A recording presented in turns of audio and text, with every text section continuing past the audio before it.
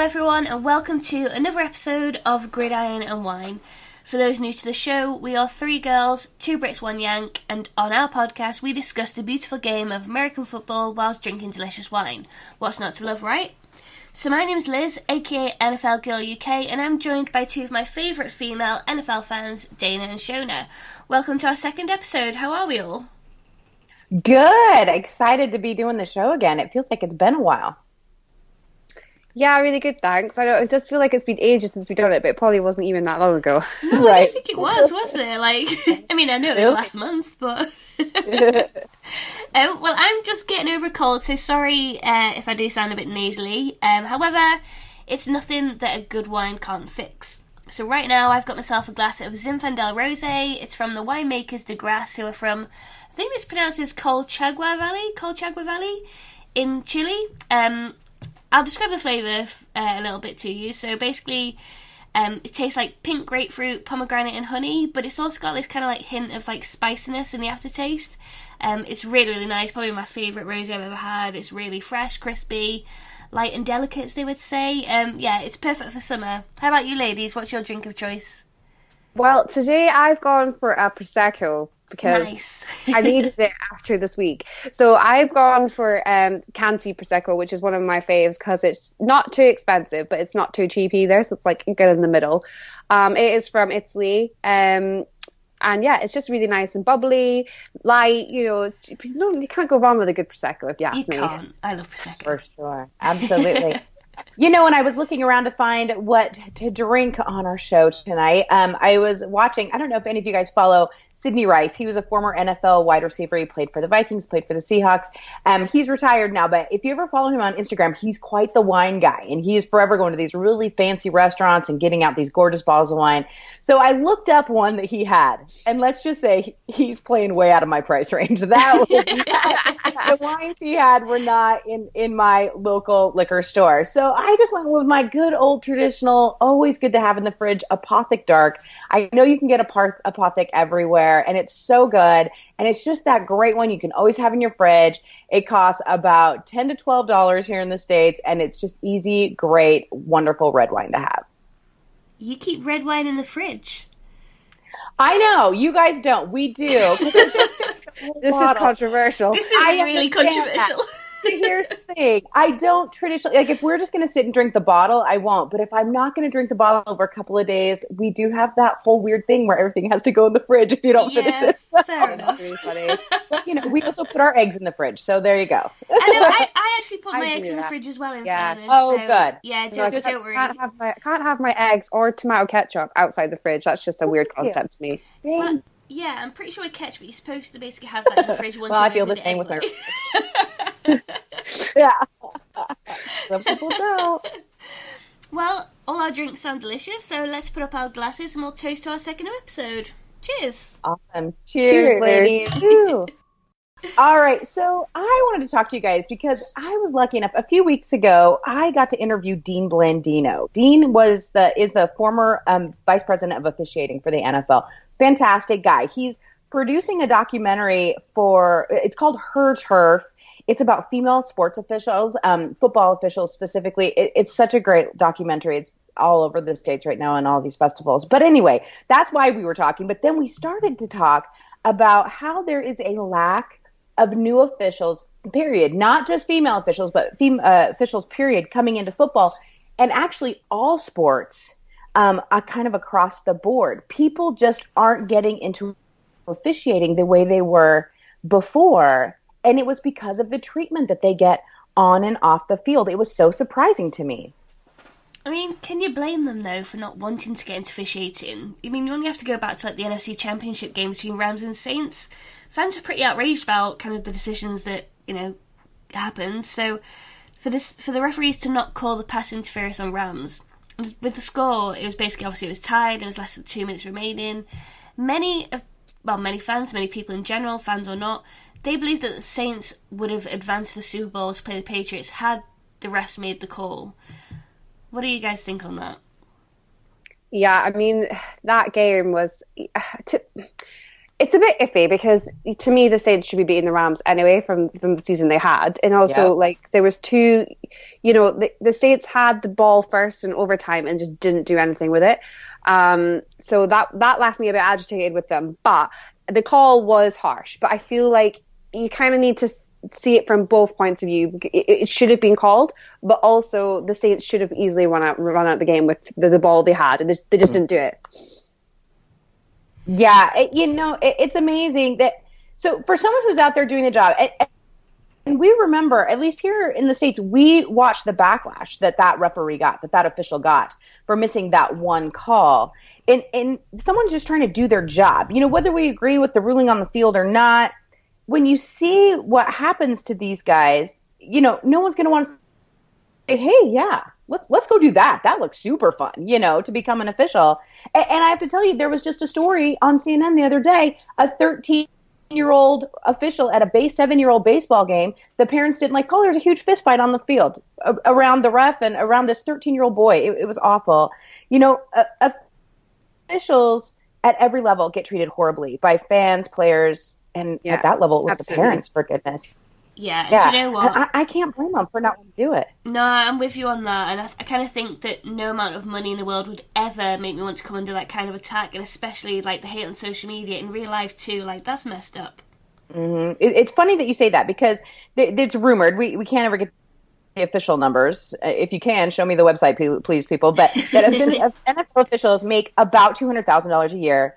They receive, you know, certain amounts from 401k. They get a retirement, you know, that sort of thing. But that's at the NFL level. So if you go to the Bureau of Labor Statistics, umpires, refs, other sports officials, they average like $26,000 a year. And that's just crazy. So the point is that you can't have NFL officials if there's no officials coming up throughout the levels. And they certainly are not getting paid enough to get treated the way they get treated. It's just awful. Oh, ouch. I don't think you can get me out of bed for that, the way they get treated, right, to be honest with you. Mm-hmm. Absolutely. Well, let's move on from that conversation. So we don't get more people even annoyed about the NFL organization or officials or rules. Earlier this week, NFL legend Brett Favre, is that how you say his last name? Isn't it Brett Favre? Favre? Oh, well, I made it more jazzier.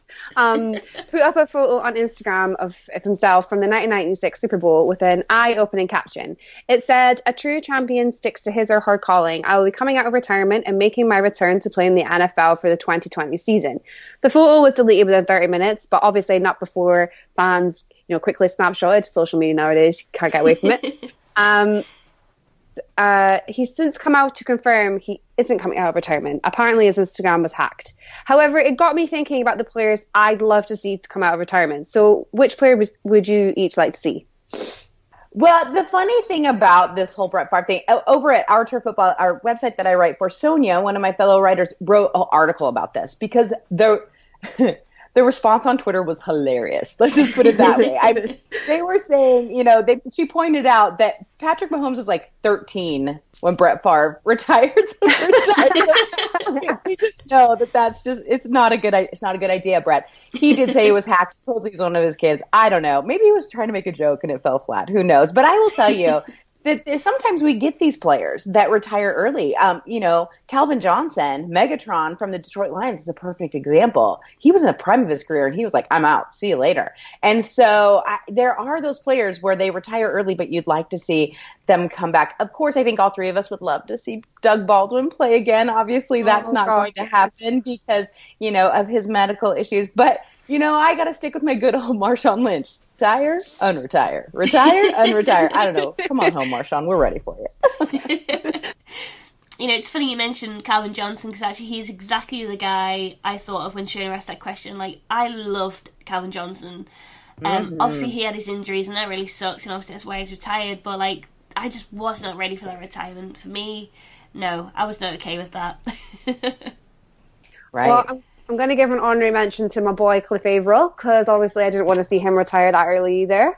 But overall, I would like to see Chad Johnson, or as he's now named himself, Chad Ochocinco. Yeah, Ochocinco. There you go. Ochocinco, there you go. Well, I don't know why I changed his name, but it's cool anyway. I would love to see him back in the NFL. He's actually still playing professional soccer instead of in the football. So he's still fit. He'd still do a good job. And how exciting would it be to see him back? It would be so fun. And can I add, it was really fun when Terrell Owens came back in 2012. He had been retired for a few years and decided he wanted to come back. And I know he went and played at the Seahawks training camp. And it was just really fun to see him on the field again after we hadn't had him for a while. So sometimes it's just fun to get a glimpse of our favorites again.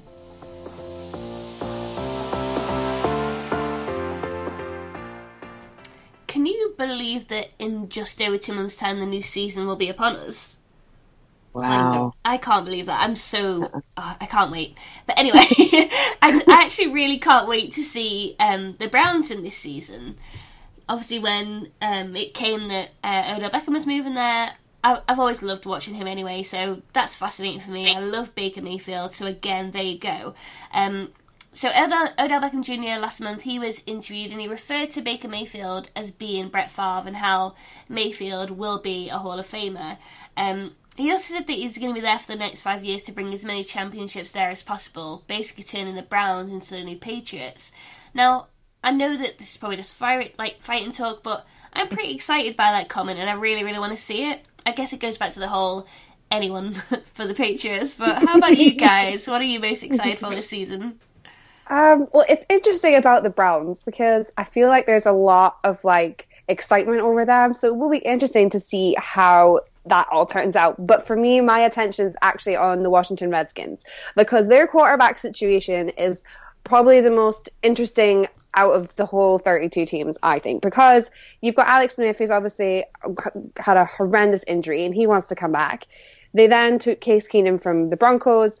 They drafted in Dwayne Haskins, and let's not forget they have Colt McCoy. So they have 4 QBs vying for the starting position next season. And let's not forget, they were basically on the verge of going to the playoffs until Alex Smith got that injury. So I am super excited to see what's going on. I think Dwayne Haskins was one of the best QBs in the draft. So it should be really interesting to see how he fares, and I think he will get a starting position. So I'm interested to see what happens there. And hopefully they knock out Dallas. Right? Right. Absolutely. Well, you guys are both so positive, and I love that. And yeah, the Browns are definitely going to be interesting. Washington is too. I agree with you with that quarterback situation. But I'm going to go with kind of the opposite way. So I can't wait to see the complete and total meltdown of the Raiders. Now, listen, I'm not trying to be mean here, but, and I think the Raiders are going to win some football games. On paper, as we like to say, it looks all shiny. But first you have Gruden, who has the personality the size of a planet. And then he decides to go get 3 players who have huge chip on their shoulders, who think they're divas. So he added Antonio Brown. Hello. We've all seen what happened in the offseason with him. And then just for fun, let's go ahead and add Vontaze Burfict, the guy who gets suspended every year for dirty play after dirty play after dirty play. And then just for giggles, we're going to throw in Richie Incognito, who, likes to pull guns on people at funerals. I can't even figure out what Gruden is doing other than he's like, why not? Throw it in the shaker and see what comes out. I can't wait. I think there's going to be on-field fighting between players on the same team. I think it's going to be so fun to watch, and I can't wait. It's going to be hilarious. I just want to see a Gruden meltdown. I haven't seen it yet. I was waiting for it. I've been waiting for it. It's definitely coming. It's coming. Maybe it'll happen in London. Well, I was hoping it would happen in London against the Seahawks, but it didn't, so it could happen this year. Fingers crossed. Anyone excited to see DK Metcalf? Because I am. Oh my god, beast. Yeah, I wasn't all that worked up about it until I watched that special that they just had on ESPN where they followed the rookies through draft day. Oh my god, I totally fell in love with the kid. He's adorable. I'm excited to see him play when I go to Seattle. I am too. I mean, he's got big shoes to fill in Doug Baldwin, but yeah, I don't know. I think it's going to end up being Tyler Lockett that's going to fill those shoes, and then DK's going to be something totally different. I'm excited for David Moore to come back this year too. I think that he's going to be pretty good. Yeah, people are writing him off, aren't they? Don't write him off. He was so good at the beginning of the season. Come to find out he had a little injury, and that's why he dropped off. It's like, now that we know, but you never know about that stuff till after the season's over. And it's like, well, like Matt Stafford breaking his back. He played with a broken back for like 7 games. God, I know. It's like crazy. And wasn't Deshaun Watson playing with like a broken rib cage as well? Yep. Like a caved in rib cage, yeah. Mm-hmm. Yeah, it's amazing. They don't want us to know because they don't want to give the other team any advantage, but it's just like, Jesus, these poor guys. I can't, ugh. So, guys, I have something here we really need to talk about. There's such a big thing here in the UK, especially with the NFL potentially pushing a franchise here one day. Most of us have a chosen team, and I guess their idea is that suddenly everyone might swap teams, which I don't think they will, but they might. Well, we all know that might not happen. So then I guess the real question is this. Is it okay to choose a second favourite team? I know Liz and Dana, you both have opposing views, so let's turn this into a debate. I'm going to give you 60 seconds on the clock to explain why you think it's okay or isn't to have a second favourite team, and I'm going to flip a coin on who goes first. Ooh, can I go with Tails? Because Tails never fails. Oh my. You go right ahead. Sure. I'm also Switzerland in this debate. I'm on both sides. All right. It is heads first. Oh. Ooh. I guess Tails failed. No. Whatevs. So here is the thing. And here is where I think that our separation by a C might kind of come into play a little bit. I do not think it's okay to have a second favorite team. Now, I do think that you can have teams you don't mind. Oh, I hope they do well because they're underdogs. And our favorite team always each week is whoever is playing the Patriots, and we want them to win. But at the same time, you have your team. This is your team. I am a Seattle Seahawks fan. Now, I have lived in Kansas City for almost 20 years. You will never see a drop of red on this body. That is not who it is. I don't care how long I lived here. I don't care how good Patrick Mahomes is. I don't care about any of that. I am a Seahawks fan through and through. Now, I do enjoy players. And this is where I think the separation with the continent kind of comes in. I have my favorite MLS team, Sporting Kansas City. I love soccer and I love MLS. But when I look at the Premier League, there's a couple of teams I like over there. And I think it's just because I like players. Like right now, I'm really obsessed with Chicharito, and so I'm a big West Ham fan. And I know that's going to upset some of your listeners. I understand. And so it's like, but I don't mind this team, don't mind this team. But when it comes to your favorite team, when there's a sticker on your car, when there's a jersey in your closet, that jersey is for one team, your favorite team. Because if you have two favorite teams and they play each other, who do you root for? You need to pick. You can't live on both sides of the island. You have to pick a team. It is not okay to say, oh, I love this team as much as I love this team. No, pick a team, stick with it. That's how it goes. Okay, and Liz? So I'm all for having a second team because if that's what you want, then fine, have it. Like, I know from my own experience, so I chose my team, Seattle Seahawks, as we all know. I kind of chose that before I even knew what the hell was going on. I had got no clue. I just liked the colour of the jersey. I'm not even going to pretend that, there's some cool story behind it. But yeah, they are my favourite team, but I also have a lot of love for, Detroit Lions too. Because they were the first team that I saw play live, and that was here in the UK. And for anyone who was there, who was at the game or watched on TV, that game was unreal. And I absolutely loved watching Calvin Johnson when he was playing for the Lions. And then there's obviously this former Seahawks, Gordon Tate. And then I'm obsessed with their QB, Matt Stafford. So for me, yeah, 100% have a second team. Why the hell not? I kind of get what you're saying about having, players that you like.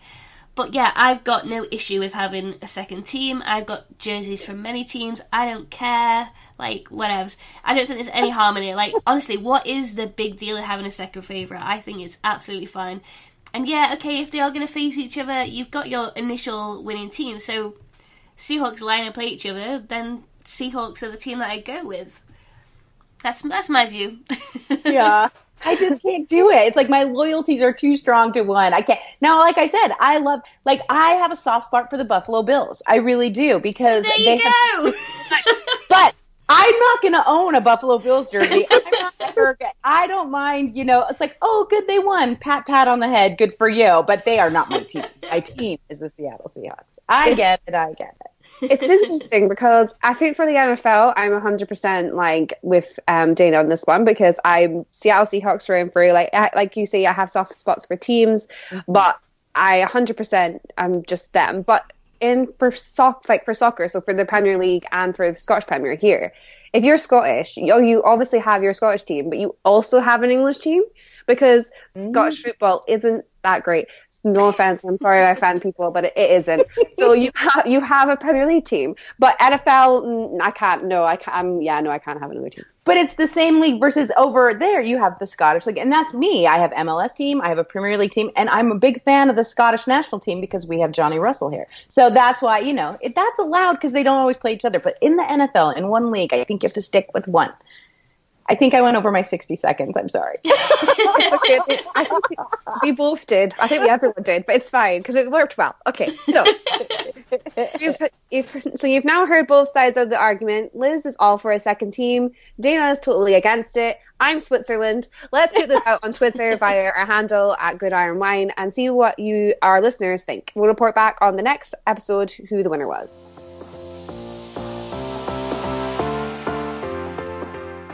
So, Liz, I noticed today on Twitter that you wrote a fantastic article about our favorite, Amy Trask. Love Amy Trask. And she was pretty excited about the article, too. Why don't you fill us in on it? Thank you, Dana. So I recently kicked off a blog series over on NFLGirlUK.com, which celebrates the incredible women who've paved the way in the NFL. And I kicked it off with respected sports executive and first female CEO in the NFL, Amy Trask. Now, those who aren't too familiar with Amy, she worked at the Oakland Raiders for almost 30 years, and actually she served as their CEO from 1997 to 2013, where she was involved in everything from not football matters to operations for the team, including team representation at league meetings. But interestingly, she initially joined the Raiders as an intern in 1983 while she was still at law school.